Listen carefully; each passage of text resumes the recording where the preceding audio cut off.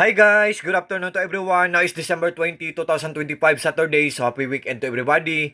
And also advance Merry Christmas to everyone. Guys, sa video kong to, ipiplex ko na naman again ang aking phone case. Oh, with the round at the back. Oh, what I mean guys, meron siyang bilog sa likod kasi magnetic siya. At ang ganda-ganda pa ng quality niya. For sure talagang maglalast long talaga to siya. Guys, at ang pinaka-the best part ng phone case na to, ang mura-mura lang niya. Galing po to, guys. By the way, guys, galing po to siya sa Likiki na shop. Ang ganda. Guys, honestly guys, nasira yung old na phone ko. 3 years na siya. Pero I'm so very thankful kay Lord God, Papa Jesus Christ at sa eldest brother ko kasi binigyan ako ng maagang pamasko ng eldest brother ko. Sabi ko lang, nasira yung old na phone ko. Paano na ako ngayon? Palagi akong gumagawa ng content. Pero paano na ako ngayon?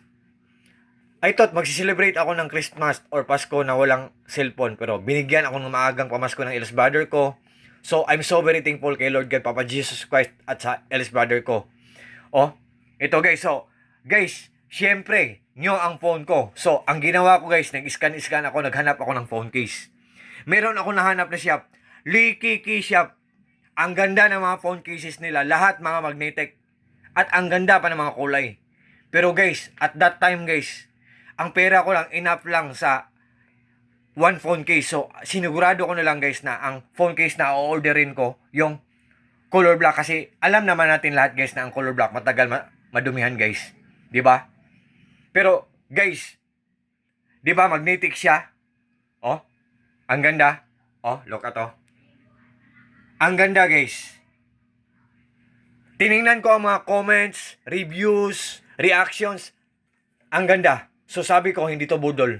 So, nag-order talaga ako ng isa. So, seller, thank you so much po. Genuine, authentic, original, legit talaga ang phone case nyo.